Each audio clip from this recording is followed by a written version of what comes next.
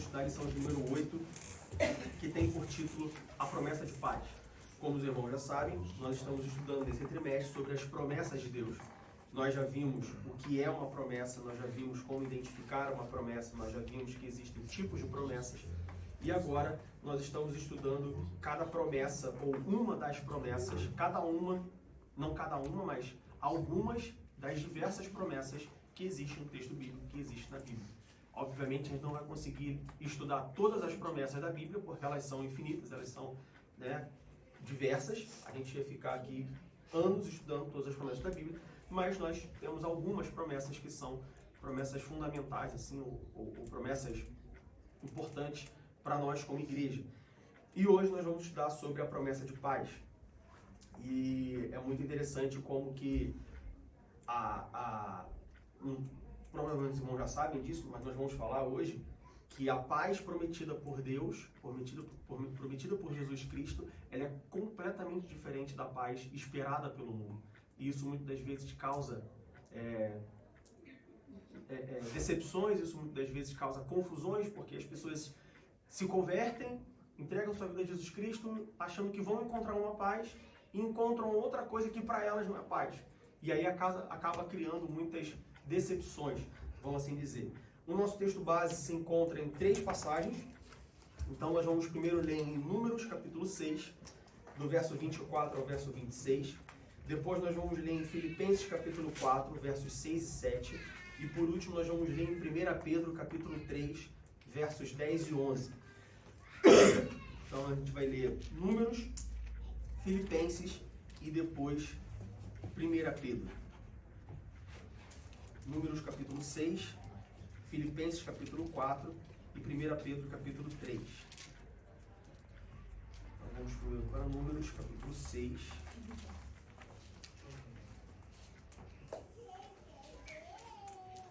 Números capítulo 6, do verso 24 ao verso 26, que é o texto da bênção sacerdotal. Os irmãos sabem qual é a diferença entre a bênção sacerdotal e a bênção apostólica? Quando nós terminamos o culto, nós fazemos o quê? A bênção apostólica, que é a bênção do apóstolo Paulo, né? Que o grande amor de Deus, nosso Pai, que a graça do nosso Deus,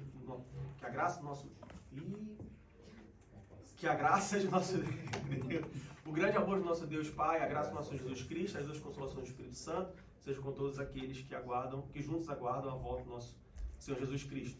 Existem variações, obviamente, né? Cada igreja dá de um jeito e tudo mais. Mas também existe a bênção sacerdotal, que é a bênção que Deus dá a Moisés para ele abençoar o povo. Então, Números capítulo 6, do verso 24 ao verso 26, diz assim: O Senhor te abençoe e te guarde. O Senhor faça resplandecer o seu rosto sobre ti e tenha misericórdia de ti.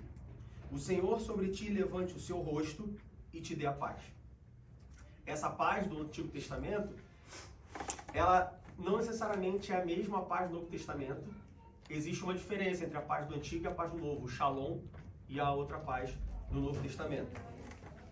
Esse foi o número 6, 24 a 26. Também temos Filipenses capítulo 4. Vamos agora lá para Filipenses capítulo 4.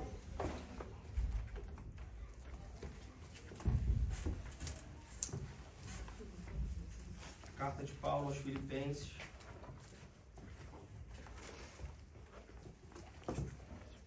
Capítulo 4, versos 6 e 7. Amém? Amém. Não estejais inquietos por coisa alguma, antes as vossas petições sejam em tudo conhecidas diante de Deus, pela oração e súplicas, com ação de graças. E a paz de Deus, que excede todo o entendimento, guardará os vossos corações e os vossos sentimentos em Cristo Jesus. De novo, essa paz de Filipenses é diferente da paz de Números. E por último, 1 Pedro, capítulo 3.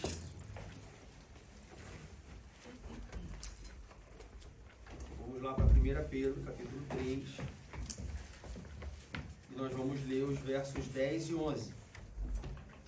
1 Pedro, capítulo 3, versos 10 e 11.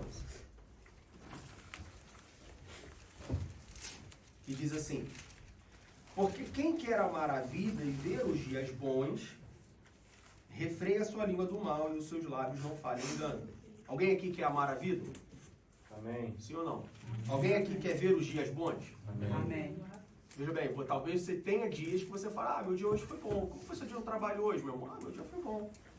Mas a Bíblia fala de ver os dias bons. E certamente ver esses dias bons que Pedro está falando, não são os dias bons que você tem no seu trabalho, quando tudo corre bem, não são os dias bons de férias, quando você está se divertindo. Ou seja, aquilo que a gente acha que é bom, não é bom de fato, à luz da Bíblia. Ainda haverão dias bons.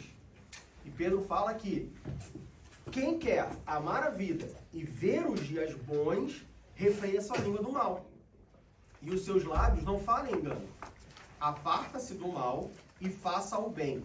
Busque a paz e siga. Não só busque a paz, mas siga a paz. Então tem uma diferença entre buscar e seguir. Existem pessoas que só buscam a paz, mas não seguem. Existem pessoas que só seguem a paz, mas não buscam. Então buscar e seguir são coisas diferentes. Pedro diz que, olha, se você ama a sua vida, se você ama a vida, se você quer amar a vida e ver os dias bons, aparte-se do mal e faça o bem. Busque a paz e siga. Bom, a palavra de Deus nos apresenta uma paz que, como Paulo descreve, é a paz que excede todo o entendimento. Ou seja, o entendimento humano, o conhecimento humano, a paz que a Bíblia oferece é uma paz que ela vai além desse conhecimento. O que isso significa? Isso significa que é uma paz que a gente não conhece. É uma paz que a gente não experimentou, porque ela excede todo o entendimento.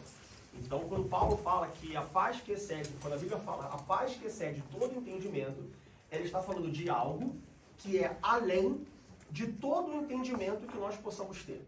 E aí aqui a gente precisa entender que quando a Bíblia diz a paz que excede todo o entendimento, ela não está falando todo o entendimento da ADM Berlim, ou todo o entendimento da Assembleia de Deus, ou todo o entendimento das igrejas evangélicas do mundo, ou todo o entendimento das pessoas que nasceram depois de 1920, ou todo o entendimento das pessoas que nasceram depois de Cristo. Não, quando a Bíblia fala todo o entendimento, ela está falando todo o entendimento da história da humanidade.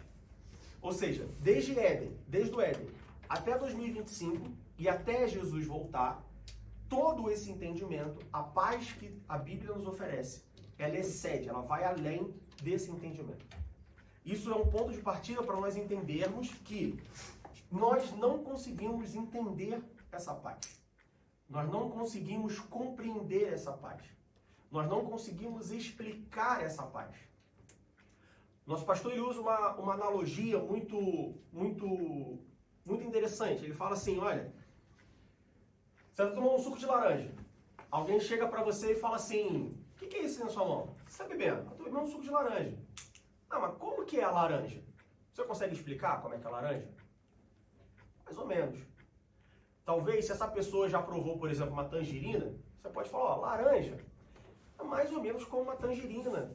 Às vezes é azedo, às vezes é doce, e assim, e assado. Mas se essa pessoa, por exemplo, ela nunca experimentou uma fruta cítrica na vida, ela só experimentou, por exemplo, abacate, ela só experimentou, por exemplo, banana, que não são frutas cítricas, já fica mais difícil você explicar para essa pessoa o que é um suco de laranja. Se essa pessoa, por exemplo, ela nunca comeu uma fruta na vida, fica muito mais... Aí fica uma tarefa impossível. Você não tem como explicar. Ela nunca comeu fruta. Então, qual é a maneira de você explicar para uma pessoa que gosto tem uma laranja? É você falar, olha, experimenta. E aí você vai experimentar e você vai saber que gosto tem a laranja. E aí a pessoa que experimentar, ela pode comparar diante daquilo que ela já conhece. Ah, a laranja eu acho que tem gosto disso, a laranja eu acho que parece com aquilo. A paz que excede todo entendimento, a paz oferecida por Deus, você não tem como explicar. Você só tem como experimentar. Uma vez que você experimenta a paz que excede todo entendimento, você fala assim, então agora, quando eu leio no jornal que o presidente Trump se reuniu com o Zelensky e fez uma conferência com o Putin para discutir a paz na Europa, aí você fala assim, não, isso não é paz. Isso aí é palco para para mídia, isso aí é alguma coisa. Isso não é paz. Porque eu sei o que é a paz, que excede todo entendimento. Então, o ponto de partida para o nosso estudo é, veja bem, a paz prometida por Deus, você não tem referência dessa paz. Você não consegue explicar essa paz. Você só consegue viver essa paz. E aí, quando você vive essa paz, você consegue entender, mas não explicar. Você consegue saber que, poxa, essa é a paz. Mas se alguém perguntar para você, poxa, você está vivendo essa paz. Como que você vive essa paz? Não tem como te explicar como eu vivo. Mas como que eu faço para ter essa paz? Olha, eu posso te apresentar o caminho, agora não tem como te explicar, não tem como te dizer, não tem como compartilhar com você essa paz. Tem coisas que nós podemos compartilhar, mas a paz a gente não consegue compartilhar, porque a paz, ela excede todo o entendimento. Então, quando nós lemos Isaías capítulo 9, versículo 6, nós encontramos um dos nomes de Deus. Ou, não só o nome de Deus, mas Jesus Cristo, um dos nomes de Jesus Cristo. Isaías capítulo 9, versículo 6, nós vamos encontrar que na profecia do profeta Isaías, redundante, né? Porque se é uma profecia, ele só pode ser profeta, né? Mas, na profecia de Isaías, em Isaías capítulo 9, versículo 6, Isaías apresenta o Messias da seguinte maneira, ele fala assim, ó, porque um menino nos nasceu, um filho se nos deu, e o principado está sobre os seus ombros. E o seu nome será Maravilhoso Conselheiro, Deus Forte, Pai da Eternidade, Príncipe da Paz. E aí, provavelmente, você notou que esse Príncipe da Paz, o P é maiúsculo e a paz é maiúsculo. Como bons estudantes da Bíblia, vocês já sabem, ou pelo menos deveriam saber até então, que se uma palavra que normalmente é usada com letra minúscula está com letra maiúscula, alguma coisa tem de diferente nela. Príncipe está com P maiúsculo. Bom, então esse príncipe aqui é diferente do príncipe... Como é que é o nome do príncipe lá da Inglaterra? Charles.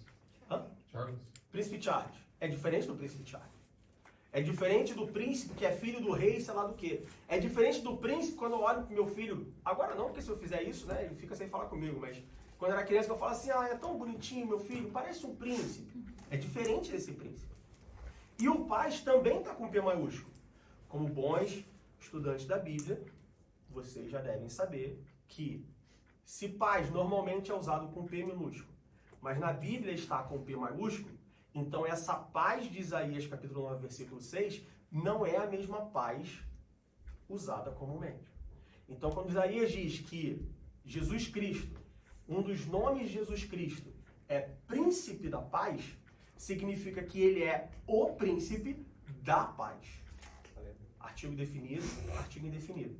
Existe o príncipe e existe um príncipe. O príncipe Charles, ele é um príncipe. Existem vários príncipes. Ele é apenas um, dentre vários, dentre muitos. Mas Jesus Cristo, ele é o príncipe, então ele é diferente. Paz, existem vários tipos de paz. Daniel e Kíria, por favor, façam silêncio, parem de brigar, me deixem em paz. É um tipo de paz. As crianças, finalmente, se acalmarem e pararem de azucrinar os ouvidos. Vou fazer um retiro.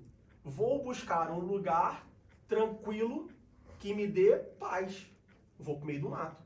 Não vou fazer uma viagem para Berlim, o centro de Berlim. Porque em Berlim você não tem paz. É barulho, é buzina, é obra.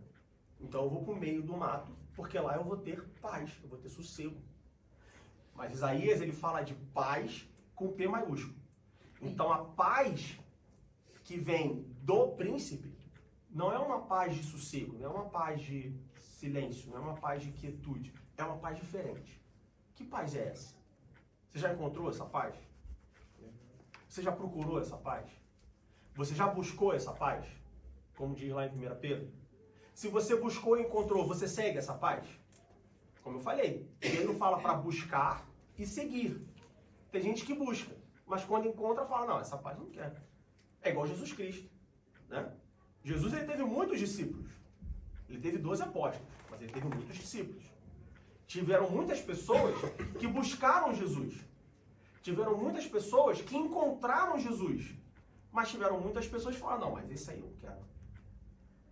Hoje existem muitas pessoas que buscam Jesus. Hoje existem muitas pessoas que entram nas igrejas, buscam Jesus e encontram Jesus. Mas quando elas encontram e conhecem Jesus, elas falam assim, não, mas esse Jesus? Não, esse Jesus aí, não sei se eu quero esse Jesus. A paz é a mesma coisa. Você busca a paz, você encontra a paz, mas você precisa querer seguir essa paz. Amém? Amém. Bom, vamos entender então qual é o significado de paz. Diego está falando de paz, P maiúsculo, P minúsculo, é uma paz diferente do Antigo Testamento, do Novo Testamento. Vamos ver qual é o significado de paz. Paz, se a gente for para o dicionário, obviamente, a palavra paz ela vai ter vários significados, vários sinônimos. Ela vai significar tranquilidade, ela vai significar repouso, silêncio, sossego, ou seja, ela vai ter vários significados de paz, como o exemplo que eu acabei de dar.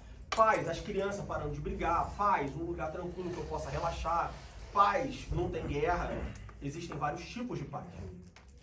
No Antigo Testamento, quando a gente vai lá para Números, vamos voltar lá para Números, capítulo 6. No verso 24, vamos ler do verso 22 ao verso 27. Lá em Números, no capítulo 6, do verso 22 ao verso 27, diz assim: E falou o Senhor a Moisés, dizendo, fala a Arão e a seus filhos, dizendo, assim abençoarei os filhos de Israel, dizendo-lhes. Ou seja, Deus ele chega para Moisés e ele fala assim, ó, Moisés, chama Arão e seus filhos. Por que Arão e seus filhos? Descendência sacerdotal. Porque ele era descendência sacerdotal, era a tribo de Levi. Então, Deus fala para Moisés, o líder do povo, chamar Arão e seus filhos, os sacerdotes, Arão, o sumo sacerdote, né? E os seus filhos, a descendência sacerdotal de Arão. Chamar Arão e seus filhos e falar, olha, vocês vão abençoar o povo assim.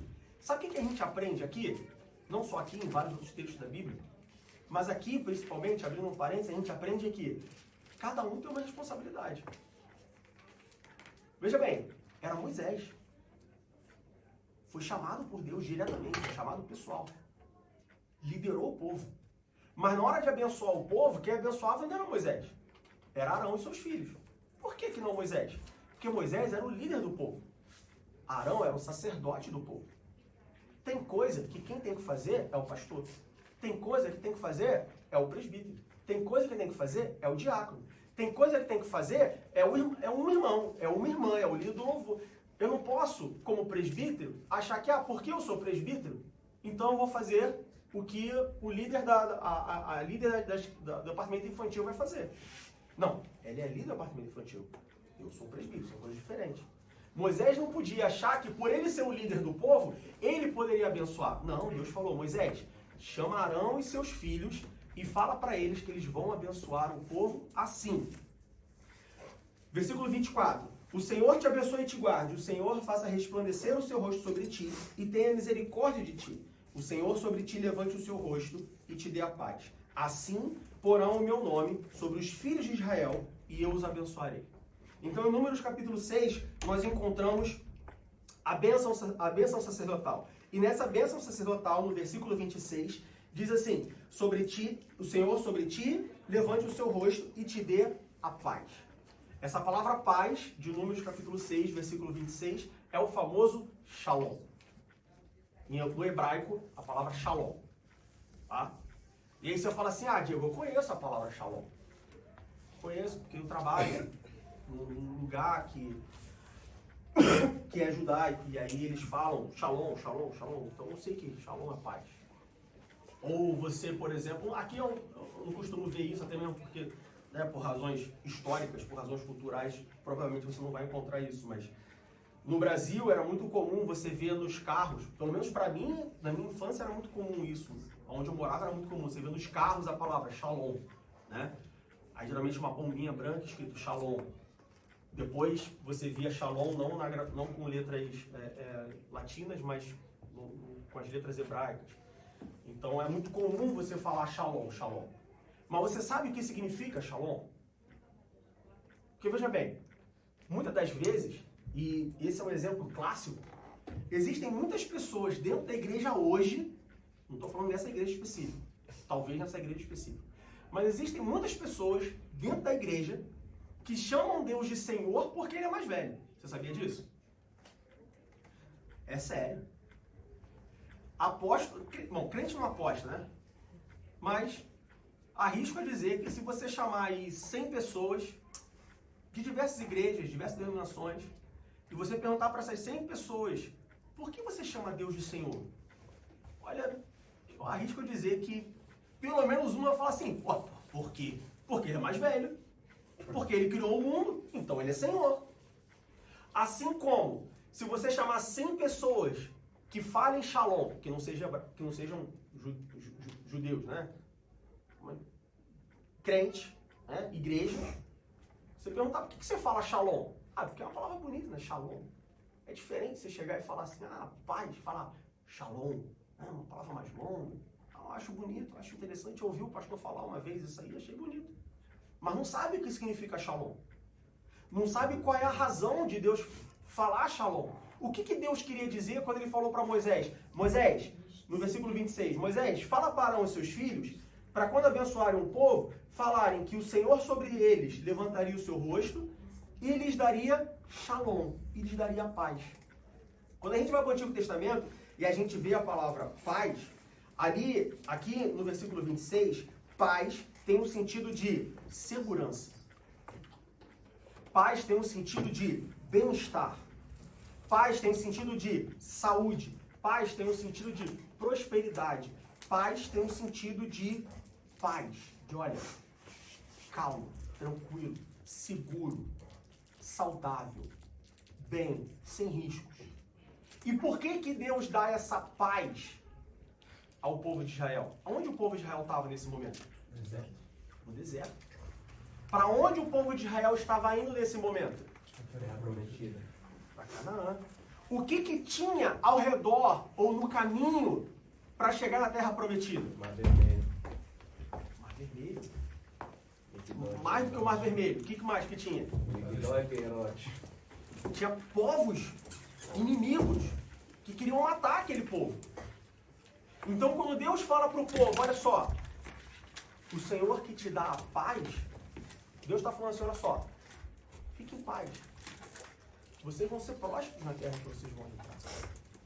Vocês vão ter bem-estar, vocês vão ter saúde, vocês vão ter segurança para caminhar por esse deserto, para atravessar o Mar Vermelho, para vencer Jericó, para chegar em Canaã, para quando você olhar os gigantes, né, da terra que eu te dei como os espias, vão, né, porque vai os espias, vai 12.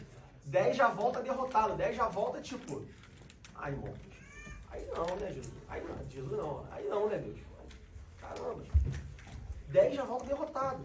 Deus fala assim, olha só, eu estou te dando para vocês Shalom, eu estou dando para vocês a paz. Aí eu te pergunto, quando você encontra um irmão na rua e você fala para ele Shalom, o que você está desejando para ele? Uma paz humana. Uma paz humana. Por quê? Porque você não pode dar a segurança que Deus deu para o povo. Você pode dar essa segurança para ele? Não. Você queria falar alguma coisa, né? Eu ia falar, na verdade, que a paz que tu falou, que é essa paz humana, na realidade, a mesma coisa da paz que Deus estava se referindo lá no deserto. Ela não é essa paz sobreexcedente. O Shalom que você fala? Isso. Sim, é uma paz divina, porque Deus ia garantir a segurança. Uhum. Mas era uma segurança humana, não uma segurança eterna. Então, quando você fala Shalom, encontrei o Ítalo. Particiona não, que aí não é Shalom. Irmão Ítalo, Shalom. Eu estou desejando para ele segurança, bem-estar, saúde, prosperidade. Mas eu posso garantir isso para ele? Não posso garantir isso para ele. Eu sou Deus. Então, só falar Shalom parece vazio. Imagina que eu chego para ele e falo assim, irmão Ítalo, dinheiro na sua vida. E ele fala assim, da onde? Quanto? Quem? Cadê? Também quero. Certo? Nós precisamos entender o que nós estamos falando. Nós precisamos compreender aquilo que nós estamos usando. A gente não chama Deus de Senhor porque ele é mais velho. A gente chama Deus de Senhor, porque nós reconhecemos que Ele exerce sobre a nossa vida um senhorio. Meu irmão, então agora nunca mais eu falo shalom. Não, isso está sendo ignorante. Aí você está desviando para a esquerda. Lembra que Jesus fala? Não se desvie nem no teu caminho, não se desvie nem para a direita, nem para a esquerda. Vou tirar shalom do meu vocabulário. Não, presta atenção. Não se desvia para a esquerda. Mas entende o que é o shalom. Certo? E a gente vai chegar mais para frente, a gente vai falar sobre outra palavrinha, uma expressão, na verdade. Todos entenderam o que é a paz, o shalom no Antigo Testamento? Diga, Zé. Eu no meu trabalho vejo o pessoal lá, eles cumprimentam-se todos sempre shalom. Shalom. Mesmo, shalom. Para quem não é judeu, para quem é judeu, né? Isso é um cumprimento. Eles cumprimentam. E aí a gente vai quase todos os dias sempre shalom. coisa, No próximo shalom. a gente vai fazer uma comparação com esse shalom do judeu. Tá? Então, quando nós damos shalom para alguém, entenda o que é o shalom. É igual, por exemplo, crente não pode xingar. Então o crente quando está dirigindo, e aí alguém corta ele não pode xingar, seu filho daqui, seu... Ele fala, seu abençoado. Mas é isso que você quer falar para aquela pessoa? Você realmente está abençoando aquela pessoa? Não está. Então assim, pegar uma palavra bonita e usar uma palavra bonita não faz muito sentido. Não tem muito. Não é porque você usou uma palavra bonita que agora tudo foi diferente. Você ainda queria xingar aquela pessoa. Então não fala que você abençoado. Não. Entendeu? Um dia desse, tem um tempo já, não lembro quem foi, que eu tava conversando com alguém e tal, aí pisou no meu pé assim. Aí eu falei, ei, abençoado, uma criança aqui. Eu falei, abençoado, pisou no meu pé, é um abençoado. Eu queria, assim, tô brincando, eu ia brigar com a criança que pisou no pé, mais normal, mas o que eu quero dizer é o seguinte, usar uma expressão não significa que você realmente quer dizer aquilo. E por que eu estou falando isso? Porque nós precisamos, como cristãos, nós precisamos ser conscientes do que nós falamos, de como nós falamos. 1 Pedro, vamos voltar lá em 1 Pedro. 1 Pedro capítulo 3, do versículo 10, diz assim, porque quem quer amar a vida e ver os dias bons, refreia sua língua do mal. E os seus lábios não falem engano.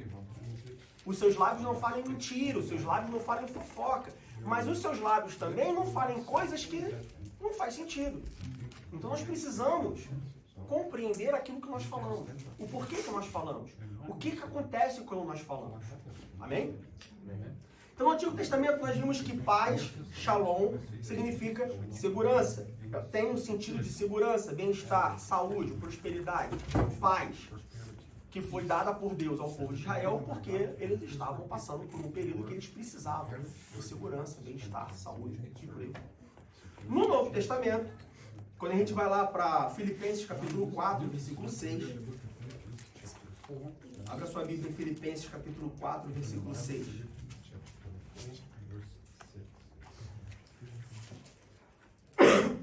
Filipenses capítulo 4, versículo 6 e 7.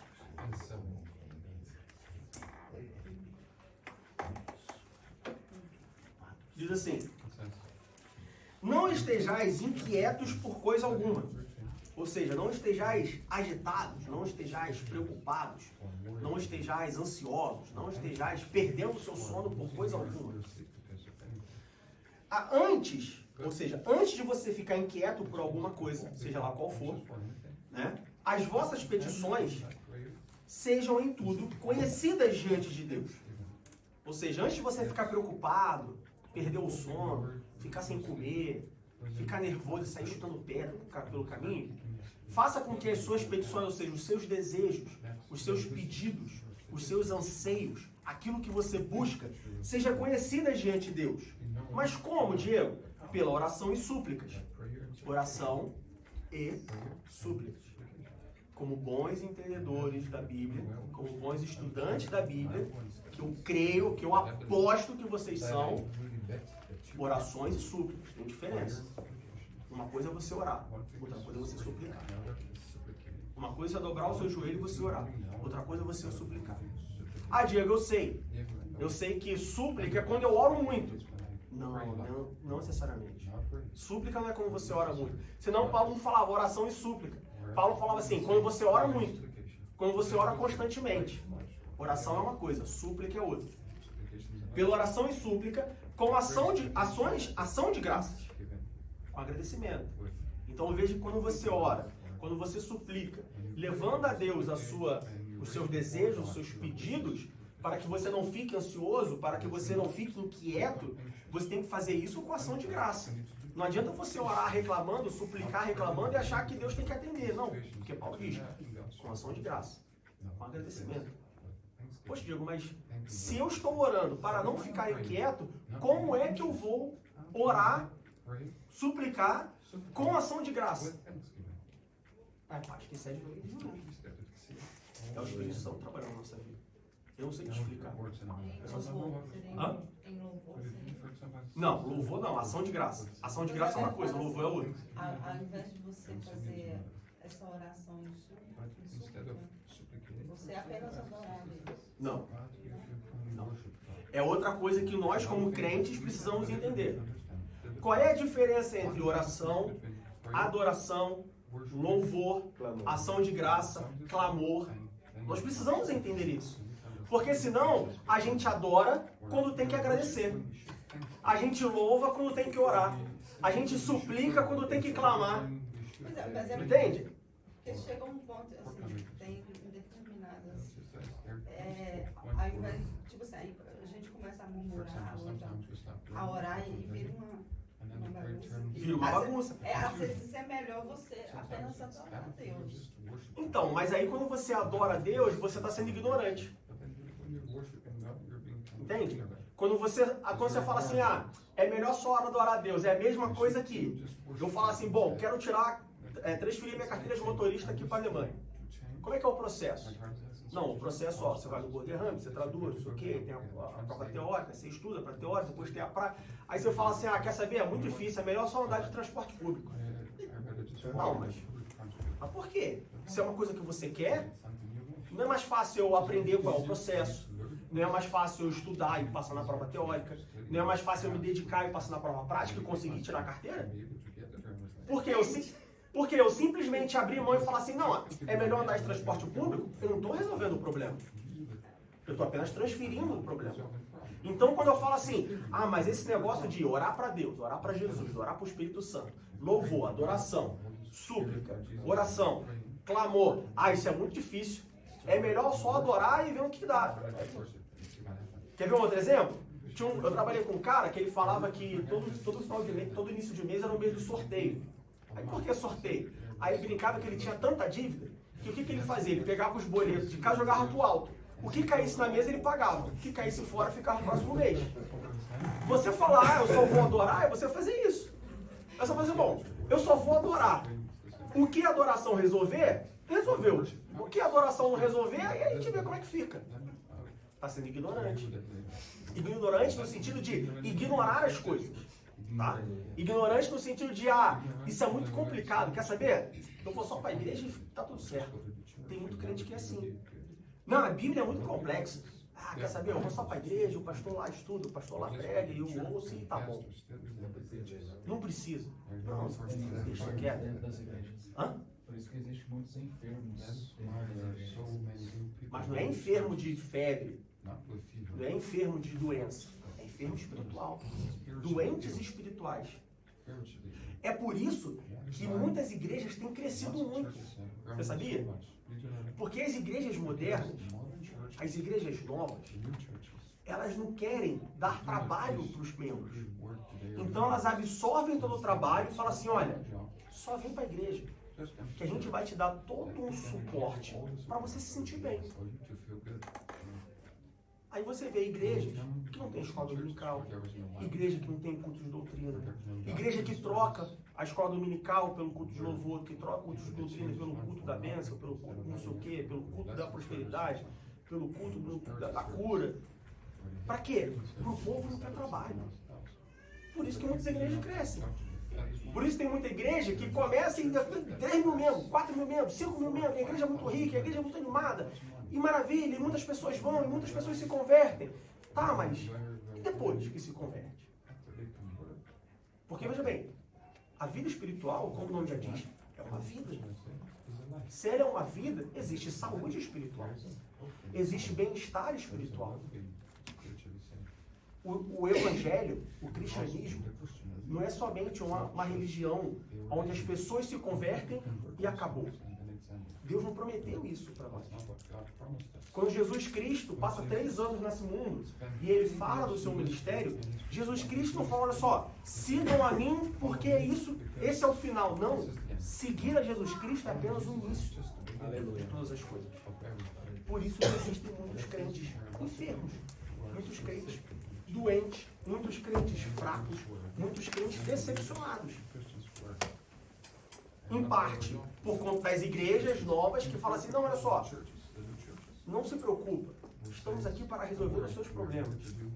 Estamos aqui para você se sentir bem. E em parte para os crentes. Porque também não adianta a gente colocar a culpa nas igrejas. Porque se a igreja existe, é porque tem membro para nessa igreja. Se os membros pararem de ir nessa igreja, essa igreja vai fechar. Certo? Muitas das vezes a gente coloca a culpa em quem está ensinando. Mas se tem alguém ensinando, tem alguém aprendendo. Se tem alguém falando, tem alguém ouvindo. Porque a partir do momento que não tem ninguém ouvindo, a pessoa que está falando vai falar para quem? Para a parede? Aí vai ser internada no hospício. Então a gente não pode transferir a culpa, dar uma de Adão e falar, não, essa foi a igreja que o Senhor me deu, porque é a igreja que Deus me deu, mas é a igreja que eu estou alimentando. Se eu parar de alimentar, vai parar o problema. Então, no Novo Testamento, Filipenses capítulo 4, versículo 6 e 7 diz assim, não estejais inquietos por coisa alguma, antes as vossas petições sejam em tudo conhecidas, em tudo, não é em parte. Veja bem, quando você ler a Bíblia, você tem que prestar atenção nas palavras, tem que meditar. Isso se chama meditar na Bíblia. Antes as suas petições sejam em tudo conhecidas a Deus. Ou seja, se eu estou ansioso porque eu não sei o que eu vou comer amanhã, e não porque eu não tenho comida, mas porque eu tenho tanta comida que eu não sei, mas amanhã eu vou fazer macarrão, amanhã eu vou fazer peixe, o que eu vou fazer amanhã? Eu estou em crise, porque eu não sei qual vai ser o cardápio da semana. Suas petições conhecidas em tudo, ora a Deus. Mas Diego, eu vou orar a Deus, para perguntar a Deus, para pedir ajuda a Deus, ao Espírito Santo, sobre o que eu vou cozinhar durante a semana? Ué, mas Paulo não fala em tudo? Eu conheci uma irmã que ela orava, não sei se ainda ora, não é viva ainda. Das minhas muitas vontades é um dia trazer ela aqui em Berlim. Ela mora em Recife. Mas ela contava esse testemunho, né? Não sei se ainda faz de novo, mas já fez em algum momento. Antes de sair para comprar roupa, ela dobrava o joelho e orava e falava, Espírito Santo, estou saindo para comprar roupa. No Oriente. Para comprar roupa, veja bem. Se eu fizesse isso, talvez eu não comprava tanta roupa que depois deixava de lado. Comprava roupa sempre no tamanho certo. Em tudo conhecidas diante de Deus, pela oração e súplicas com ação de graças. E a paz de Deus, que excede todo entendimento, guardará os vossos corações, os vossos sentimentos em Cristo Jesus. Talvez a gente entre nessa parte do em Cristo Jesus. De novo, muita gente lê a Bíblia e ela come um pedaço da Bíblia. Às vezes a impressão que eu tenho é igual quando você está comendo com pressa, porque você tem que sair, você come de qualquer maneira a comida, engole e má digestão surge. Tem muitas pessoas que leem a Bíblia assim, leem a Bíblia com pressa, aí esquece de ler o final dos versículos. Então, para que a paz de Deus, que excede todo entendimento, guardará os vossos corações. Pronto, acabou, passa para o próximo versículo. Não. E os vossos sentimentos em Cristo Jesus. Ela não vai guardar só os corações, ela vai guardar também os sentimentos. Raiva, alegria, amor. Sentimentos que nós temos. Certo? Também estarão guardados, mas em Cristo Jesus. Essa paz de Deus, de Efésios capítulo 4, versículo 7, no Novo Testamento, ela é a palavra eirene, palavra grega eirene. E o que eirene significa? Qual o significado?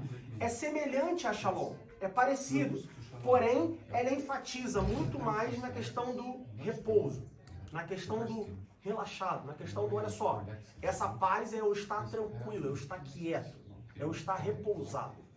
Quando você repousa, você faz algum esforço? Não. Quando você fica doente, imagina que você fez uma cirurgia e o médico fala assim, olha, essa cirurgia que você fez é uma mulher grávida. Uma mulher grávida, é bom, às vezes pode ser um bom exemplo.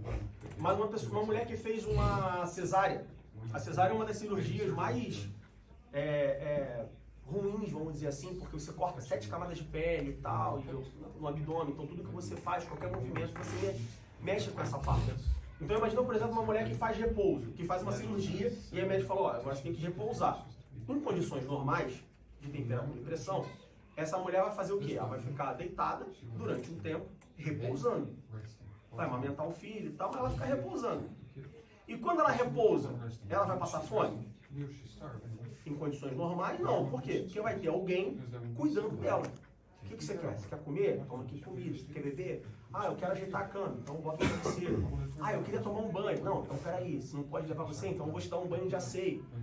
De assento, sei lá. É asseio ou assento? Não sabe? Vou te dar um banho, né? Passa um pano e tal, não sei o quê. Ah, não, quero ver televisão. Não, peraí, eu ligo a televisão. Ou seja, a mulher está repousando, a pessoa que fez a cirurgia está repousando e tem alguém cuidando dela. Mas isso não significa que ela não vai sentir fome. Esse repouso significa que quando ela sentir fome, ela vai chamar alguém e a pessoa vai trazer comida. Quando ela sentir calor, ela vai chamar alguém e a pessoa vai ligar o ventilador. Quando ela sentir frio, ela vai chamar alguém e essa pessoa vai cobrir ela. Entende a diferença? Repousar não é uma situação onde nada acontece com você. Uma situação ruim, uma situação onde nada de ruim acontece com você. Repousar é quando algo ruim acontece com você, e aí ruim, né? Algo adverso, algo diferente acontece com você, uma pessoa vem e cuida de você. Quando a gente fala da paz que excede todo entendimento, quando a gente fala sobre repousar nos braços do Pai, repousar nos braços de Deus, quando a gente fala que o Senhor é meu pastor e nada me faltará, repousar, né? Vamos lá no Salmo 23. Salmo 23 é um salmo bonito. Muitas das vezes mal usado. Né? Tem muita gente que abre a Bíblia no Salmo 23 e deixa em cima da estante, achando que aquilo vai trazer coisas boas para sua casa. Não, não vai trazer coisas boas. Não porque a palavra não é boa, mas porque a palavra, a Bíblia aberta, só vai pegar poeira. Só vai dar trabalho de limpar ela depois. O Salmo 23 diz assim: o Senhor é meu pastor, nada me faltará. Deitar-me faz em verdes pastos. Guia-me mansamente a águas tranquilas. Refrigera minha alma, guia-me pelas veredas da justiça por amor do seu nome. Ainda que eu andasse pelo vale da sombra da morte, não temeria mal algum, porque tu estás comigo. A tua vara e o teu cajado me consolam. O pastor pregou aqui, a semana passada, retrasada, sobre vara e cajado. Né? Leio a Bíblia. Existe vara e existe cajado. A vara faz uma coisa, o cajado faz outra. Preparas uma mesa perante mim na presença dos meus inimigos. Unges a minha cabeça com óleo, meu cálice transborda. Certamente que a bondade e a misericórdia me seguirão todos os dias da minha vida. Mas ela vai seguir todos os dias da minha vida quando o Senhor é meu pastor. Lembre-se disso. Eu li Salmo 23, versículo 6, sozinho, não significa nada. Eu preciso ler o contexto. A bondade e a misericórdia só vai me seguir todos os dias da minha vida se o Senhor for o meu pastor. E habitarei na casa do Senhor por longos dias. Ou seja, se a bondade e a misericórdia me seguem todos os dias, então eu habitarei na casa do Senhor. Ou seja, como consequência disso, eu vou habitar na casa do Senhor. Ou seja, não existe uma opção onde a bondade e a misericórdia o Senhor é teu pastor, a bondade e a misericórdia te seguem todos os dias e você não habita na casa de Deus. Não existe essa situação.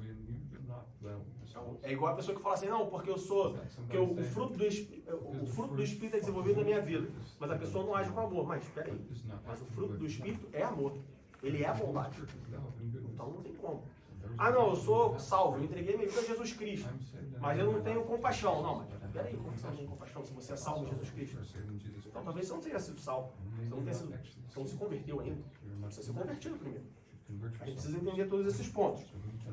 Então, no Novo Testamento, lá em Filipenses capítulo 4, versículo 6, quando Paulo fala sobre a paz, essa paz, eirene, no grego, ela tem mais ou menos o mesmo, é semelhante em significado a shalom, porém com uma ideia mais, uma ênfase maior na ideia de quietude, de repouso, de que, olha, o mundo vai estar se acabando, mas quando o mundo se acabar, alguém vai vir para te ajudar. Olha só, problemas vão acontecer, mas quando os problemas acontecerem, eu vou estar aqui para te ajudar. A paz, shalom, a gente viu que era o quê? O transporte. Não que ela tenha sido temporária, mas de maneira figurada, ela é temporária. Ela é passageira. Não que ela seja, mas comparando shalom no Antigo Testamento, eirene no Novo Testamento, no Antigo Testamento ela é passageira. Ela é, né, temporária. No Novo Testamento ela é perene, ela é plena, ela é completa, ela é eterna, contínua. Entenderam a diferença? Alguma dúvida, alguma pergunta? Sim ou não? Não? Pois bem. Aí, você fala assim, ah, Diego, agora eu entendi, é por isso que eu gosto de ir para a escola dominical. Agora eu entendi por que quando eu entro na igreja, as pessoas não me dão shalom. As pessoas me dão o quê? A paz do Senhor. Entendi. Aí pegando o gancho do nosso irmão Zé, que ele falou que lá no trabalho dele as pessoas se cumprimentam com o shalom. Não é, Zé? Aí ele fala assim, agora eu entendi. Lá eles falam shalom, porque eles são judeus. Mas aqui na igreja, eles falam a paz do Senhor. Então, aí eu pergunto para você, quando você cumprimenta um irmão quando você chega na igreja, e você fala a paz do Senhor, que paz é essa que você está dando? Já provou pensar nisso? Não? A paz do Senhor não é um cumprimento dos cristãos. Um cristão pode falar bom dia, boa tarde. Um carioca vai falar, e aí, como é que tá? Beleza? A paz do Senhor não é um cumprimento dos cristãos. Como, por exemplo, os muçulmanos é Salam Aleikum. Você sabe por que o muçulmano fala Salam Aleikum? Eu tive essa conversa com o Daniel uma vez. Porque os colegas da escola falam Salam Aleikum. E a expectativa é que eles falam Aleikum Salam. Salam Aleikum, Aleikum Salam. Aleikum Salam. A expectativa é disso. Eu falei, filho, você não pode falar isso. E expliquei o porquê que ele não pode falar isso. A paz do Senhor é a mesma coisa. Quando você fala a paz do Senhor não é um cumprimento dos cristãos. Eu trabalhei com um cara na CPAD que a gente chamava assim no café e tal, e quando chegava alguém e falava, paz do Senhor, ele fala assim, mas tu tem paz para dar? Ele falava na cara. E muitas pessoas, assim, ele era muito brincalhão, então muitas pessoas levavam da brincadeira. Algumas pessoas se ofendiam e um terceiro grupo de pessoas ficava reflexiva. Porque, apesar dele falar brincando, mas ele trazia uma reflexão. A paz do Senhor, irmão Alexandre, ele falava assim, mas tu tem paz para dar? Porque se tu não tiver a paz para dar, por que você está me oferecendo a paz? Eu não estou dando a paz de Deus. Mas é a minha paz. Então, mas olha só. Mas o que Jesus fala? A minha paz vos dou. Certo? Aí, ou seja, eu recebi a paz de Deus. E aí eu dou para o meu irmão a paz que eu recebi de Deus. Mas se eu não tenho paz com Deus, como é que eu vou desejar a paz para o meu irmão? Como é que eu desejo algo que eu não tenho? Eu chego para você e falo assim, irmã Letícia, eu desejo muito que você faça uma viagem de férias para o Butão. Aí você fala assim, que bom, irmão Diego, obrigado. Mas você já foi para o Butão? Não, nunca fui lá não. Você vai. Mas você está me desejando ir passar férias no Butão, mas você nunca foi no Butão?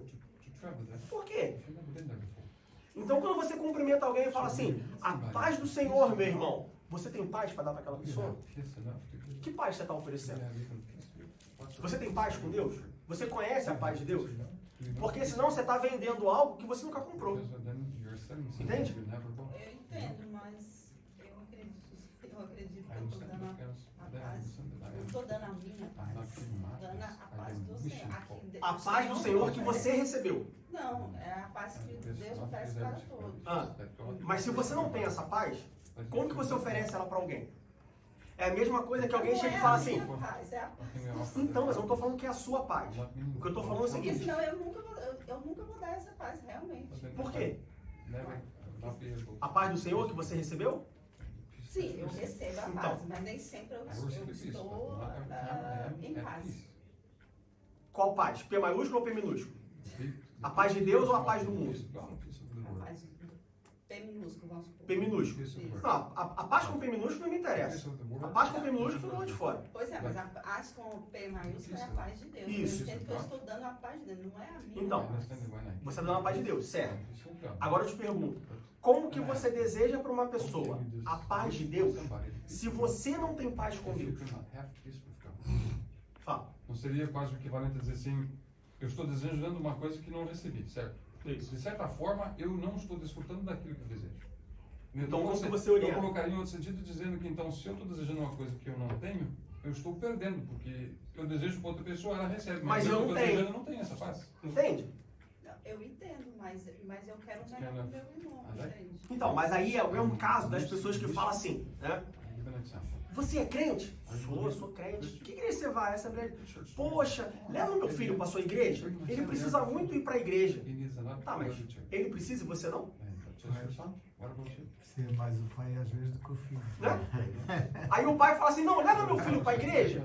Leva meu amigo para a igreja. Aí, mas e você? Vamos junto. Não, ele precisa mais do que eu. Não, peraí. Entende?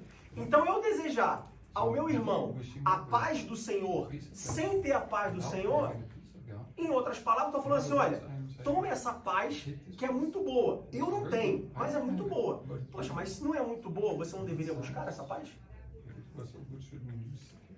O que eu quero fazer vocês refletirem é que a paz do Senhor não é um cumprimento. A paz do Senhor é uma bênção.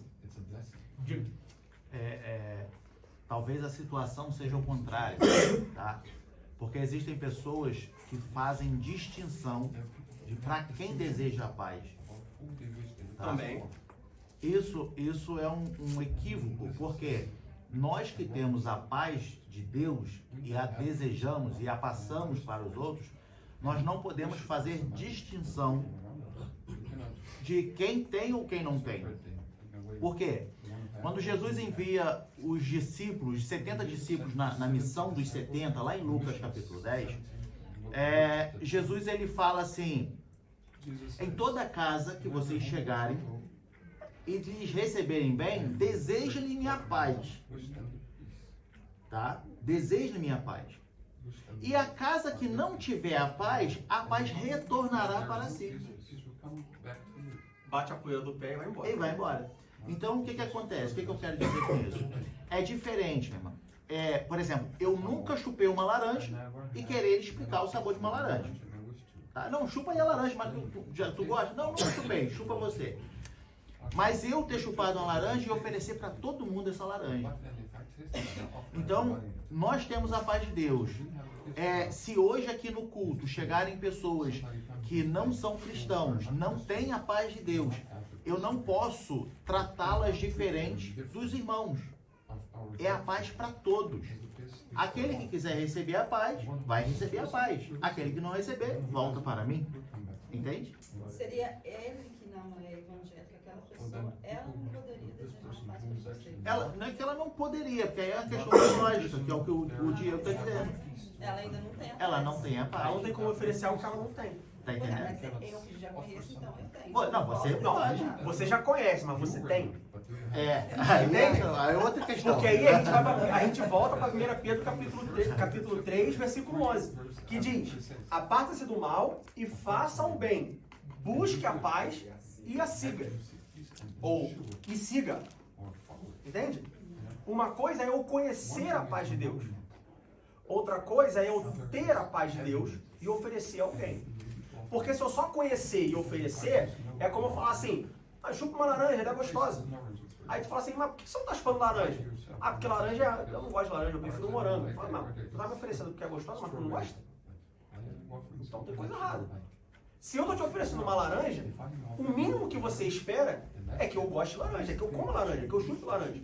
Porque eu entendo os benefícios da laranja. Entende? A paz de Deus não é somente para buscar, é para seguir. E aí, a partir do momento que eu busco e sigo e tenho a paz de Deus, aí sim faz sentido eu chegar para uma pessoa e falar a paz do Senhor sobre a sua vida. Que, né, é igual o voz me sei que virou você. Né? Não é a paz do Senhor, tá? A paz do Senhor o quê? Para quem? De comer, de beber, de vestir? O que é a paz do Senhor? Não. A paz de Deus sobre a sua vida, com os desejos e tudo mais. Então a paz do Senhor não é um cumprimento. Aí vai, 1 Pedro capítulo 3, versículos 10 e 11. Diga. Me tira uma dúvida. Isso é para o meu próprio conhecimento. Por exemplo, quando uma pessoa cumprimenta a outra com salam aleikum, e a outra responde aleikum salam, qual que é esse significado? Salam aleikum é o seu significado. Mas por que ela não pode responder com aleikum salam? Porque quando você responde com aleikum salam, você está concordando com o que ela falou primeiro. E o que isso quer dizer? O aleikum, que a paz esteja contigo. Que a paz esteja contigo, mas não a paz de Deus, a paz de Allah. A paz do Maomé, no caso. Muitas pessoas acham que Yahvé e Allah é a mesma pessoa. Não é a mesma pessoa. Historicamente, pode ser a mesma divindade. Porque Allah é o Deus de Ismael. Yahvé é o Deus de Isaac. Isaac e Ismael são filhos de Abraão. Então, você pode argumentar que Allah e Yahvé são a mesma divindade. Historicamente falando. Mas teologicamente, Allah vai para um lado e Yahvé vai para o outro completamente diferente. Então, quando eu respondo um salam aleikum, eu estou concordando com o que ele fala. Ou seja, como se eu chegasse para você e falasse assim, a paz do Senhor, irmão Josimar, você fala assim, amém, meu irmão. Ou seja, você está confirmando a paz do Senhor. Como que um cristão vai confirmar a paz de Allah? Se ele serve a Yahvé, não tem como. É impossível. Talvez por falta de conhecimento. Provavelmente por falta de conhecimento. Provavelmente por ignorância. Entende? É como um cristão, por exemplo, que tem hábitos judaicos. Tem muitas igrejas hoje que estão trazendo o judaísmo para dentro da igreja. Confuso. Como que uma igreja vai ter hábitos judaicos? Primeiro, ele não é judeu. Ah, mas eu sou de família judia. Mas tu não é cristão? Mas ela aprendeu agora. Não digo nem ali. Eu digo no sentido espiritual. Entende? Não, a questão é querer seguir é uma coisa. Ele querer adotar é uma coisa. Agora, quando ele estuda, aí é diferente.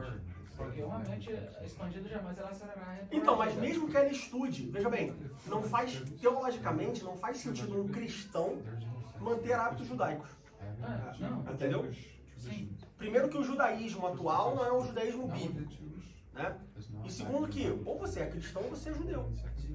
Quer ver uma coisa que muitas pessoas também confundem? Muitas pessoas acham que o judeu messiânico é cristão. Não, não é. Judeu messiânico não é cristão. O judeu messiânico, ele é judeu que acredita que Jesus é o Messias. E que ainda vai vir. E que ainda vai vir. Mas ele não é cristão. Tem pessoas que falam assim, eu quero ser judeu, mas eu quero ser crente. Já sei, vou ser judeu messiânico. Não, você está sendo uma terceira coisa. Está virando uma salada de fruta completa com todas as frutas que existem. Nem ele sabe o que ele está fazendo. Exatamente. Nós precisamos entender o que nós somos. E hoje o que mais introduz isso nas igrejas é que as pessoas confundem, tem essa forma de introduzir Israel com a igreja, sendo que são totalmente coisas distintas. Israel é uma coisa, a igreja é outra. Né? E é onde está entrando o judaísmo dentro da igreja. Aí confunde a igreja. Aí tu tem na igreja uma pessoa que usa kippah. Mas por que usa kippah? Não, porque... Não, mas peraí. Eu já ouvi, por exemplo, pessoas dentro da igreja, cristãos, que queriam ser circuncidados. Veja bem, não faz sentido um cristão se circuncidar. Por quê? Porque a circuncisão é um símbolo da antiga aliança. Um cristão tem no sacrifício de Jesus Cristo um símbolo da nova aliança. Ou seja, um cristão que se circuncida, ele está anulando a nova aliança e voltando para a antiga aliança. Ele tem que sacrificar animal para perdão dos pecados. Mas por ignorância, muitas pessoas fazem não só isso, mas retribuem um salam aleikum. Muitas pessoas, por ignorância, acham que a paz do Senhor é um cumprimento. A paz do Senhor não é um cumprimento. A paz do Senhor é uma bênção. É a paz que excede todo entendimento. E aí quando a gente vai para 1 Pedro capítulo 3, versículos 10 e 11, ele diz assim: porque quem quer amar a vida e ver os dias bons, refreia a sua língua do mal. E os seus lábios não falem engano, não falem mentira, não falem coisas que não são verdade. Aparta-se do mal e faça o bem. Busque a paz e siga. Aí eu te pergunto, como que você chega na igreja? Como que eu chego na igreja e dou a paz do Senhor para o irmão Josimar, se eu não gosto dele? Como que eu chego na igreja, dou a paz para o irmão Ítalo, mas quando ele sai para a salinha eu falo assim: esse cara aí, o cara usa barba. O cara usa barba. O cara usa camisa preta. Com tênis preto ainda. Todo mundo sabe que não pode usar camisa preta com tênis preto. Se a camisa é preta, o tênis é branco. Se o tênis é branco, a camisa. Se o tênis é preto, a camisa é branca. Pode. Não tem como. Só que essa é a tua coisa, sozinho. E isso é o que eu penso. Nesse momento você precisa de Jesus a mais.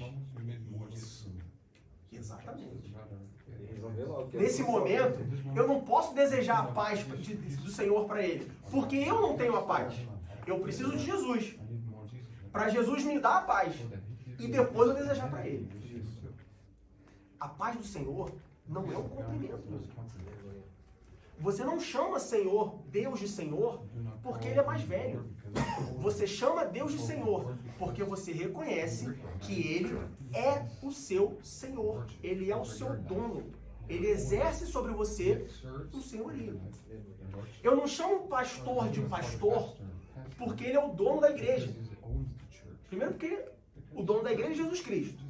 Eu não chamo o pastor de pastor, porque ele assina como presidente da igreja.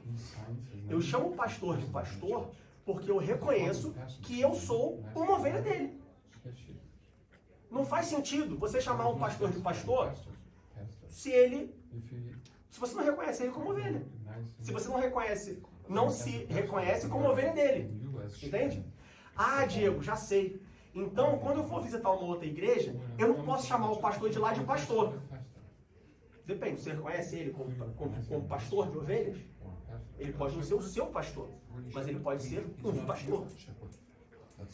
Agora, se você não reconhece aquela pessoa como um pastor, não faz sentido você chamar ele de pastor. Você está chamando por educação. Você está chamando por convenção humana. E ele tem um título de pastor. Então pensa sobre isso. Quando você chama um pastor de pastor, você está chamando o pastor de pastor pelo título que ele tem, que ele possui, a carteirinha de pastor, ou porque você reconhece ele como um pastor, como seu pastor. Diga. Eu acho que isso é um respeito da hierarquia da igreja. Quando você fala para ele, pastor, porque ele é presidente, como você falou, né? Então, e todo que entra na igreja e viu ele, e ele tem esse título de pastor, necessita falar para ele, pastor. Só que é importante a gente lembrar que, quando a gente fala de hierarquia, tem dois tipos de hierarquia dentro da igreja. Tem hierarquia humana e hierarquia espiritual. A hierarquia humana foi colocada pelos homens. E, naturalmente, ela é ruim. Porque tudo que vem dos homens, a gente aprendeu e começou a ver isso na quarta-feira, sobre a hereditariedade do pecado. Ou seja, naturalmente, o homem é pecador. Logo, tudo que vem do homem é mau, é ruim. A hierarquia humana, ela é ruim. Ao longo da história da igreja, a igreja colocou dentro da igreja a hierarquia humana. O que é a hierarquia humana? Membro, auxiliar de trabalho, na Assembleia de Deus, né? Membro, auxiliar de trabalho, diácono, presbítero, evangelista, pastor, em algumas Assembleias de Deus, bispo. É uma hierarquia humana. Isso é ruim. Tá? A hierarquia bíblica, a hierarquia espiritual, não é que o pastor é maior que o presbítero, ou que o pastor é maior que o diácono. É porque o pastor é o anjo da igreja. Então eu reconheço ele, eu sou obediente ao pastor, eu sou submisso ao meu pastor, não porque ele é o pastor da igreja, porque ele é o cargo máximo da igreja, mas porque ele é o anjo da igreja, porque ele é o meu pastor. Eu sou uma ovelha, eu não sei o que comer, eu não sei para onde ir, eu preciso de alguém que fala: Diego, olha só, come aqui, Diego, olha só, vai pra lá. Diego, olha só, tu vai cair do aprisco. Vem mais pra cá, tu vai se perder. Entende? Então, que não tem autoridade dada a não ser que venha de Deus, né? O pastor? Não, autoridade de uma nação, tudo é constituído por Deus. Se Deus coloca uma pessoa, por exemplo, colocou o pastor aqui, entendeu? Foi um chamado divino. Então, do ponto de vista espiritual, sim. Porém, na história da igreja, o que nós vemos é o quê? O homem consagrando pessoas ao pastorado porque é amigo, porque tem dinheiro, porque é legal. Nós, como cristãos, nós precisamos entender isso. E olha só, isso acontece. Ah, eu já sei, eu vou sair então da Assembleia de Deus de Berlim e eu vou para a Assembleia de Deus de Dresden. Não, olha só, isso acontece no mundo. Por quê? Porque o mundo, a igreja, embora seja uma instituição divina, ela é composta por homens. E como eu falei, nós estamos vendo isso no culto de quarta-feira. A hereditariedade do pecado faz com que todos nós sejamos pecadores. Então, por mais santo que alguma coisa seja, quando o homem coloca a mão, estraga. É igual quando você coloca a colher na boca e depois coloca no doce. Vai estragar. Não tem jeito. Então, nós precisamos ter maturidade para entender.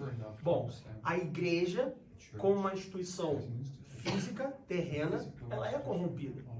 Porque tem pastor, tem gente que consagra pastor somente para ganhar voto, tem gente que consagra pastor somente porque tem dinheiro, tem gente que consagra pastor porque é amigo, não necessariamente porque tem um chamado. Mas como instituição espiritual, a igreja é perfeita. A gente precisa entender isso, saber separar isso. Porque senão, se a gente misturar as duas coisas, aí nós ficamos enfermos, como o nosso irmão Nacional falou. Então precisa saber separar o joio do trigo, separar o que é bom e o que é ruim. A Bíblia não diz isso? Olha só, ouve tudo, mas retende o que é bom. Diga isso. Uma última pergunta. Pergunte. Quem está falando, quem vai pastor na igreja? Hoje, é igual onde? Bom, o Brasil, aqui é a Alemanha. Biblicamente falando, qual é o procedimento? Né? Então vamos supor, nós temos o nosso pastor Ivanor. Biblicamente falando, quando ele vai consagrar alguém no ministério, ele deveria orar, dobrar o joelho, buscar a Deus em oração. Ah, eu quero consagrar o José das Cores, que eu acho que ele vai ser um bom diácono. E aí orar, e aí se Deus confirmar no coração dele, preparar o José das Couves, conversar com o José das Couves, e uma vez que ele esteja preparado, consagrar ele ao diaconato. Presbitério, pastor, seja lá qual for. Biblicamente falando, esse seria o processo de consagração de alguém a um ministério. Espiritual na oração, o Deus está fazendo isso. Só que, veja bem, nós não aprendemos com nossos erros. A gente está saindo do assunto, mas eu acho um assunto importante. Vamos voltar para o Antigo Testamento? Deus ele tira o povo do Egito, leva o povo para Canaã. Como é que era o governo do povo de Israel? Ele era um governo teocrático. Por quê? Porque Deus, através de Moisés, governava o povo. Aí, Moisés não consegue dar conta sozinho. Aí nós temos os juízes. Aí quando a gente vai lá para o livro de 1 Samuel, o que acontece? O povo olha, o povo de Israel, olha para as nações ao redor e fala assim, Moisés, nós queremos um rei. Porque o povo não queria dobrar o joelho e pedir a Deus e deixar que Deus os governasse. O povo queria uma pessoa, queria um rei. O que acontece hoje em muitas igrejas? O pastor da igreja, ou o líder da igreja, ele não quer gastar tempo orando, suplicando e buscando de Deus sobre quem ele deve consagrar. Então ele consagra por ele mesmo. Entendeu? Então, por exemplo, fulano tem uma faculdade de teologia. Não, então vai ser um presbítero. Não, fulano é desempregado e faz tudo na igreja. Não, então coloca ele como diácono. Então acaba o governo sendo humano. É uma falha das igrejas. Que igreja que faz isso? Assim, claro que não posso falar por todas as igrejas, né? Mas, de maneira geral, não tem todas as igrejas. Umas mais, outras menos, umas fazem, outras fazem. Assim, não tem como você falar, não, aquela igreja não faz isso. Porque ainda que ela não faça isso, ela vai fazer outra coisa. Por quê? Porque dentro da igreja tem pessoas. E se as pessoas não se mantiverem próximos de Deus, elas vão fazer coisas erradas, natural. Entendeu? Então, assim, é o tipo de coisa que fugiu do controle, não tem como você... Que nem, por exemplo, biblicamente, a Bíblia diz o quê? E deu uns para apóstolos, outros para os profetas, outros para mestres, doutores e ensinadores. Então, biblicamente falando, existem pessoas que têm o chamado do diaconato. Aquela pessoa é um excelente diácono e um péssimo presbítero. Só que na organização hierárquica da igreja atualmente, essa pessoa ela é promovida de diácono a presbítero se ela fizer um bom trabalho como diácono. Acontece. Pessoas que são excelentes diáconos, mas quando são promovidas a presbítero, fazem um péssimo serviço de presbítero. Ou pessoas que são excelentes pastores, mas nunca chegam ao pastorado porque são péssimos diáconos. Biblicamente falando, não existe essa hierarquia. De presbítero é maior que diácono, mas é menor que pastor, entendeu? Biblicamente falando, uma pessoa poderia ser consagrada diretamente ao pastorado. Mas talvez não seja assim porque essa questão de autoridade, mas em questão de respeito. Respeito, preparo, assim, tem várias situações, entendeu? Por exemplo, muitas igrejas entendem que é importante você passar pelo diaconato, porque como que você vai ser um pastor se você não sabe como servir? Então, não que o diaconato seja menor que o pastorado, mas é uma escola, é uma aprendizagem. Então, assim, existem razões históricas, não somente razões ruins, mas razões, intenções boas do porquê isso acontece. E toda a igreja só tem um pastor? Porque lá no brasileiro tem vários pastores. Não existe um limite de pastor. O que nós vemos normalmente é um pastor, aqui nós temos o quê? 40 pessoas? Quantos membros nós temos registrados? 60 registrados. Então hoje nós temos um pastor para 60 pessoas. Eu tenho certeza que se você pedir uma reunião com o pastor e perguntar, pastor, tá tranquilo? Ele vai falar, meu irmão, tá longe de ser tranquilo. Então a gente pode dizer sem sombra de dúvida que 60 pessoas para um pastor é pesado. Então depende das pessoas que entram. Normalmente deveria ser assim. Dependendo da quantidade de pessoas, você tem diversos pastores. E aí tem igrejas, por exemplo, que ela tem um pastor administrativo. Ou seja, é um pastor que administra a igreja. E você tem vários pastores que pastoreiam as ovelhas, que tem reunião, faz gabinete com os membros, acompanha os membros e tudo mais. Então, se você for para uma igreja, por exemplo, sei lá, uma igreja que eu conheço, próxima, a igreja do Silas Malafaia, a Vitória em Cristo. Né? Você tem o pastor Silas Malafaia, que é o pastor presidente da igreja. Então, assim, ele cuida da igreja, dos planos da igreja e tudo mais, papapá. Mas, até onde eu sei, ele não faz gabinete com os membros. A não ser que seja uma coisa muito específica e tal. Ele tem vários, não sei quantos, mas eu sei que ele tem muitos pastores, né, que recebem o salário da igreja e que dão expediente na igreja. Então, assim, depende. Só que aí, de novo, existem bons e ruins. Existem igrejas, por exemplo, que tem mais pastor do que membro. Sabe? Você vai numa igreja tem 40 pastores, mas tem 30 membros. Não, então não precisa de 40 pastores. Entendeu? Tem igreja que tem um pastor para 3 mil membros. Poxa, mas aí o pastor não consegue cuidar dos 3 mil membros. É desbalanceado. Por quê? Porque, embora seja uma organização espiritual, ela é administrada por homens. E homens cometem falhas. Alguma dúvida, alguma pergunta sobre isso? Não? Voltando. Então, a paz do Senhor não é um cumprimento. A paz do Senhor é uma bênção. Diego, eu entendi. Então não vou dar mais a paz do Senhor. Não faça isso, meu irmão. Mas viva de acordo com 1 Pedro capítulo 3, para que você tenha paz e você possa dar para os outros. Não seja ignorante a falar assim, então não quero mais dar a paz do Senhor. Vou só cumprimentar. Não. A ideia é trazer uma reflexão. Uma reflexão de, será que eu tenho a paz de Deus que excede todo entendimento? Eu acho que eu tenho, então continua andando. Eu acho que eu estou vacilando, então busca. E quando você buscar, segue. Como 1 Pedro capítulo 3, versículo 11 diz, aparta-se do mal e faça o bem. Busque a paz e siga. Porque qual é o problema de eu dar a paz do Senhor sem ter a paz do Senhor? Qual é o problema de eu ter a paz do Senhor, mas como diz 1 Pedro capítulo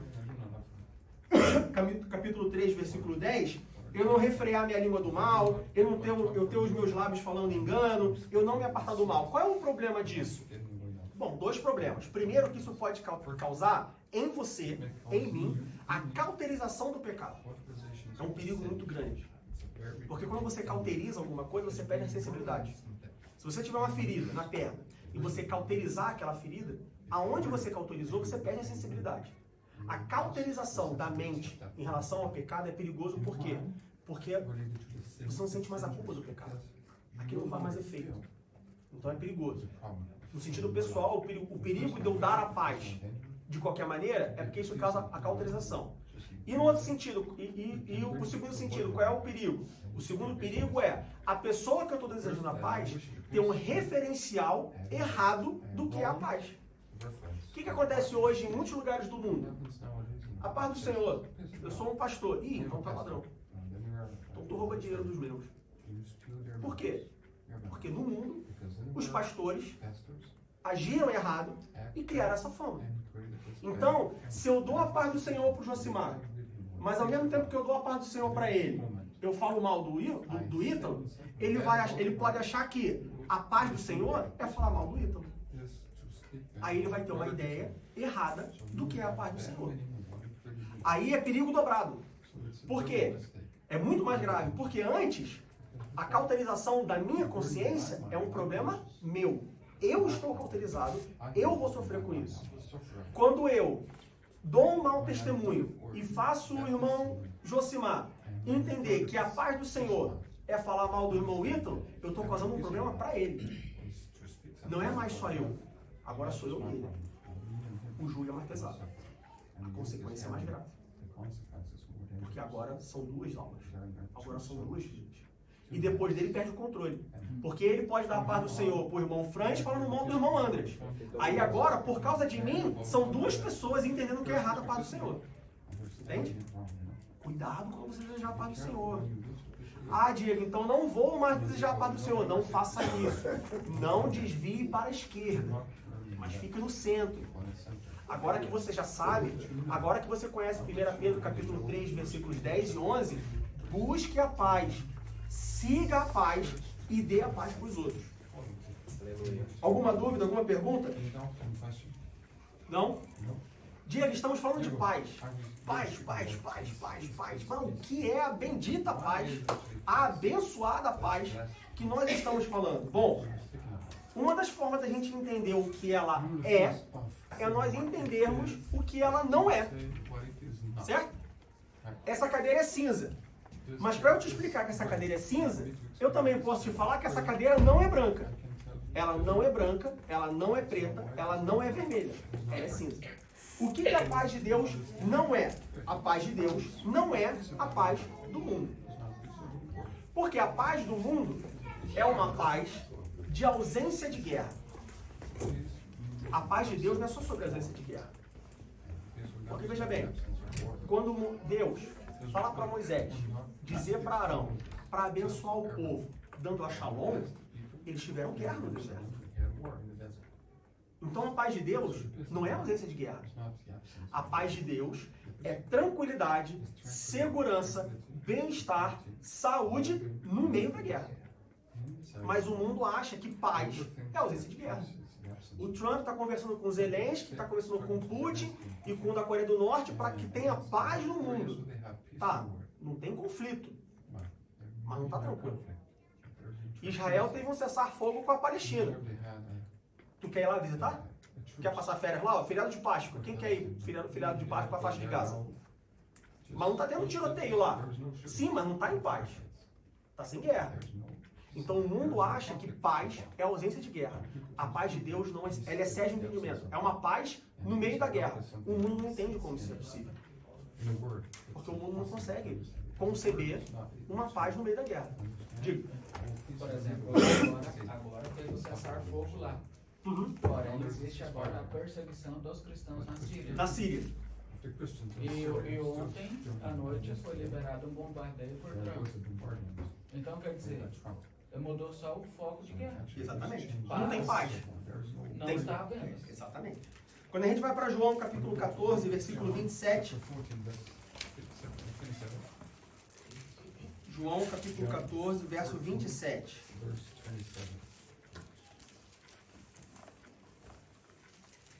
Jesus Cristo diz assim,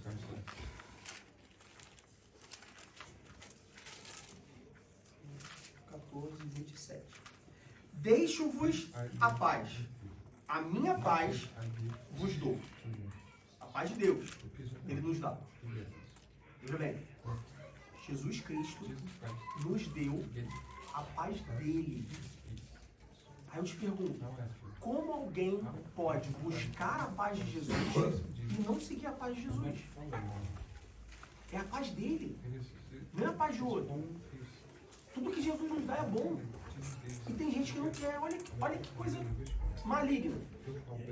Olha que absurdo. Olha que mente cauterizada. Pessoas que buscam, que recebem a paz de Deus, mas não querem. Não vos dou como o mundo a dá. Então veja bem.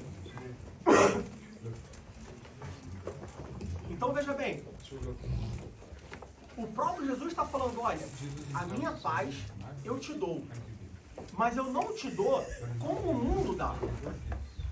Então, olha só, é o que eu costumo dizer. Quem se decepciona com Jesus é porque não leu as linhas do contrato. Porque Jesus nunca prometeu a paz do mundo. E ele também nunca prometeu dar a paz dele como o mundo dá. E por que nós, como igreja, esperamos receber de Deus a paz do mundo do jeito que ela dá, do jeito que o mundo dá? Jesus não falou isso. Jesus falou, a minha paz eu vos dou, não como o mundo a dá. Não se turbe o vosso coração, nem se atemorize. Em outras palavras, Jesus está falando assim, olha só, se você me seguir, se você estiver comigo, eu vou te dar a minha paz. Só que a minha paz é diferente da do mundo. A minha paz é no meio da guerra, no meio do bombardeio, no meio da perseguição, no meio do deserto, com fome, com frio, com sede. Você vai estar tranquilo. Você não vai se aterrorizar. Você vai estar tranquilo no seu coração. Você vai estar em paz. Essa é a paz que Deus prometeu. E aí tem muito crente, tem muita pessoa que aceita Jesus Cristo e acha que pro resto da vida nunca vai ter problema. Mas Jesus não prometeu isso.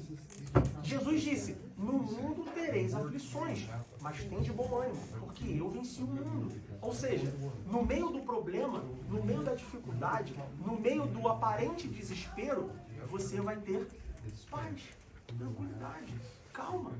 Vamos abrir lá a Bíblia, em Atos capítulo 12, versículo 5. Alguém aqui já foi a Roma? Sim ou não? Sim? Não? Ninguém foi a Roma? Já foi a Roma? Vocês foram na prisão de Paulo, que supostamente Paulo esteve preso? Vocês visitaram a prisão romana? Fica do lado do fórum. Não? Próxima vez que vocês forem a Roma, do lado do fórum romano,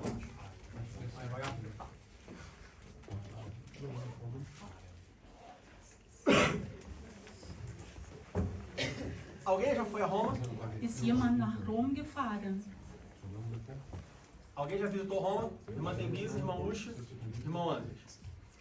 Próxima vez que vocês forem a Roma, Das nächste Mal, wenn ihr dahin do lado do fórum romano, neben römische Forum, tem uma prisão romana, da ist eine Gefängnis, römische Gefängnis. que é não necessariamente a mesma prisão, Ist nicht die gleiche Gefängnis, mas uma prisão como a prisão que Pedro foi preso. aber so ähnliche, wo der Apostel Petrus in Gefangen war. Em Atos capítulo 12, Apostelgeschichte, Kapitel 12, do verso 5 ao verso 7, Vers 5 bis 7. diz assim: Pedro, pois, era guardado na prisão, mas a igreja fazia contínua oração por ele a Deus. E quando Herodes estava para o fazer comparecer nessa mesma noite, estava Pedro, o quê? Dormindo. O que Pedro estava fazendo? Was hatte Petrus getan? Dormindo. Geschlafen. entre dois soldados zwischen zwei Wächter ligado com duas cadeias. und er war mit zwei Ketten gefesselt. E os guardas diante da porta guardando a prisão. Und noch mehr Wächter, die haben vor der Tür gewartet. Então veja bem, se você for lá em Roma, Wenn du in você vai ver Rom como era uma fährst, prisão romana. dann kannst du sehen, wie war früher so eine römische Lugar Gefängnis. Das war kalt, Úmido, feucht ele é baixo, und auch flach. ou seja, você precisa ficar curvado. Da du musst dich so beugen.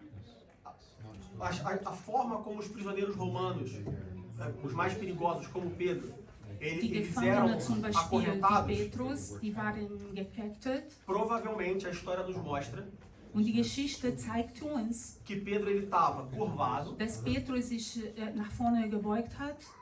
Vamos fazer um exercício? Können wir kurz eine Übung machen? Quem puder, fica de pé. Wer aufstehen kann, bitte, ich lade euch aufzustehen. Só quem puder. Nur wer möchte Quem und quiser. kann. Wer möchte und kann. Pedro estava curvado, fica curvado. Petrus, versucht mal nach vorne zu beugen.